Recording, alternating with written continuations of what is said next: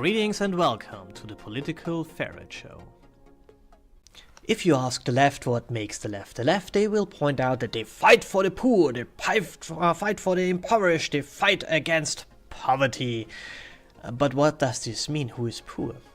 You see, the median income worldwide is $10,000 per year. This is what a median person on the world earns. This means that half of the people, statistically, earn more and the other half earns less. So this is the average. But what is critical poverty? Poverty in this critical manner is defined by the World Bank by having less than $2 per day. This means less than $700 per year. And there are a lot of people around who have less than $2 a day and $700 per year. It's about 4 billion people worldwide. That's a lot. So we here in Central Europe, we have of course another definition, but because if you have only $700 per year, which roughly transforms in 700 euros per year, well, you could not survive here. So what means it to be poor in Austria? Well, our definition says if you have less than 13,956 euros, then you're poor. That means that you have 20 times the money that these critical poor people have. And a lot of these people exist. So, we are up and down that having 20 times what the average has is evil by the left.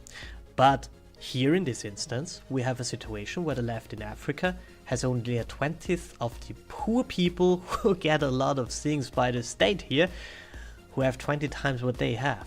So, who is poor? You see, all of these things is a question of definition.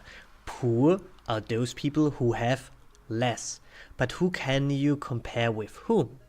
So, one of these, there are some examples, and pretty much in the time when socialism was a real thing and we were in the middle of the experiment before it completely failed, we could have good comparisons. One of these things is that the measurement for being poor in America was above the level what the average people had in the Soviet Union in buying power. So that means that poor people in America could afford to buy more steaks and apples than average people in the Soviet Union. So who is poor there? Those people who live next to mansions and next to people who have 30 cars but have enough to have, well, bread on the table, while on the other hand you have more or less an equity system, which never was achieved in Soviet Russia anyways, but you have a communistic system where more or less the people have everything the same, but all are poor. Who is poor? Another example, because you hear this up and down and over again, that the average black people in America have way less than the average white people in America. But still, the average black people have way more than a lot of white people in the East. To this very day, that is. So what about this white man is easy mode? Ask some people in Belarus. It's not that easy. I'll tell you that. And if you compare people, especially again the black people in America, they do way better than the black people in Africa. So however you turn it, and there are some people who do not become tired to point out that intelligence is the biggest factor for being rich or poor. If you find out that your child is very intelligent, there's a big chance that your child will do very well in your society if it is above the average intelligence value. And if it is below, well, there might be a problem. But it is not the biggest predictor for success. The biggest predictor for success is that you are born into a system where you can capitalize on your intelligence, which means a capitalistic system.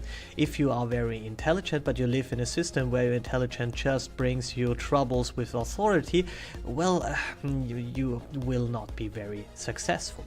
So this means that if you have the luck to be born in a capitalistic system where you can transform your intelligence into bread, then you have a good chance of being one of the richer people worldwide if you're very intelligent and very able and very powerful and very agile and you could do a lot, but you are in a system that holds you back, such as communism, then you will not be rich compared to all other people in the world. So what can you compare? Whom can you compare? You can of course compare locally. You can say, okay, I watch all the people who are in close proximity with me. I watch my town. Then you have the Silicon Valley effect, where some people have $5 million.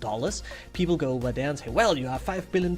How good do you feel with $5 million? And they say, well, $5 million, it's nothing because I'm the poorest one on my street.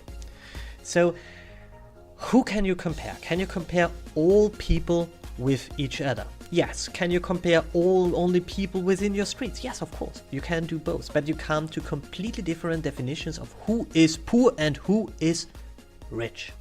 But the interesting thing is that we could never eradicate poverty, because poverty means that there are people who have way less than other people. But what we can do is that even the poorest of the poorest have a roof over their head and enough food on the table to survive and to make their children survive.